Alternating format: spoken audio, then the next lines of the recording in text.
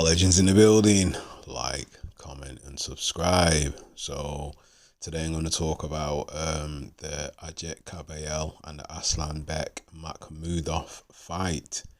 So I will get down to the nitty gritty, brass and tacks. So in the first round, we had Mahkmudov holding the centre of the ring, very confident, assured, while Kabayel kept circling to his right and kept boxing and just kept keeping distance.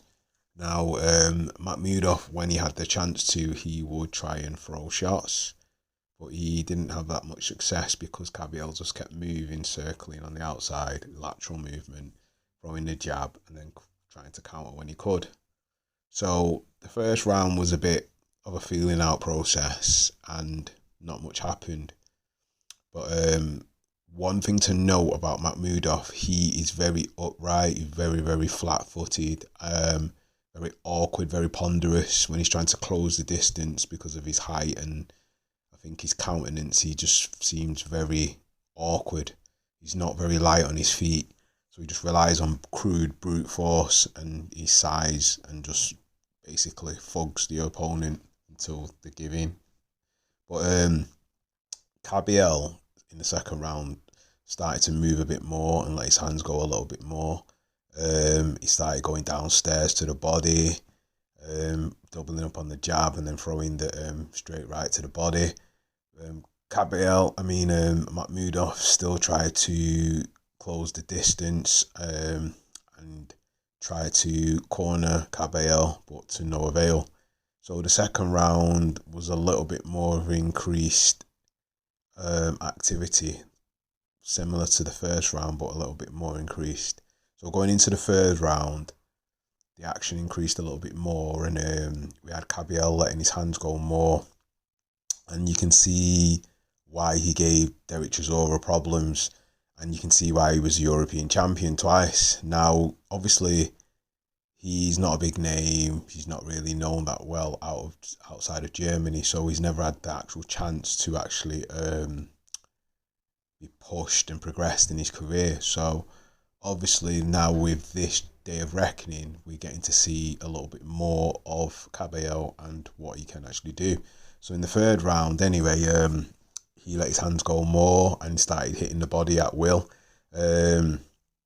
Mahkmudov tried to keep up with him, but he couldn't. And I think the movement kind of basically tired Mahkmudov out. So when things are not going at the pace that he wants them to, he is not as efficient and proactive in his fighting style, because he's that big. You can't really miss him, and if you can't go for the head, you go for the body. So if you chop the tree down, basically, chop the timber down, the rest of the tree will fall, and that's what Kabayel kept doing. He just kept throwing the jab, confusing Mahkmudov, and then going to the body, and then he started doubling up with hooks to the body as well. So at some point now in the third round, he started hitting Mahkmudov at will, and Mahkmudov started to tire, and you could see he was getting tired. He was getting winded. Some of the shots were hurting, and he got him in a corner at one point. But anyway, the round ends, and then he goes into the fourth round. So you can see coming off his stool, Mahkmudov's tired. He's out of breath, and the pace of the fight is getting to him, but also the body shots are getting to him, and probably he's also a bit frustrated because he can't get to Kabayel. Now Kabayel's took a few shots off Mahkmudov, but he's managed to ride the shots, and obviously you have his guard up as well. So, and I don't think the power is really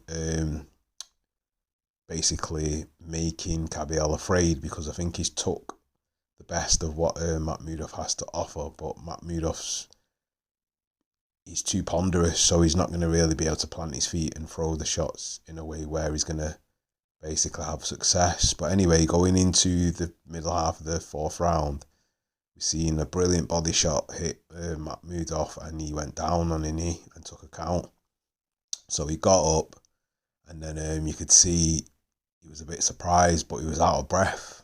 You know, like Teddy Atlas says, the air had been taken out of the tyres, and obviously he put water in the basement. So He took account, got up, proceeded to carry on, got more shots again to the body, then basically he quit. So Kabayel won and Mahkmudov quit. So it just goes to show size doesn't always equate to actual victory. Actual experience and boxing skills can outfight size and strength. So anyway, if you saw that fight, tell me what your comments were of that fight.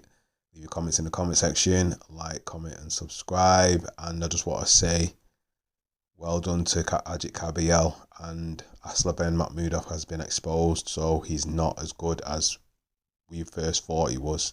Sometimes power is not what you think it is. But anyway, leave your thoughts in the comment section. Like, comment and subscribe. And that is another one from Knockout Legends. Peace.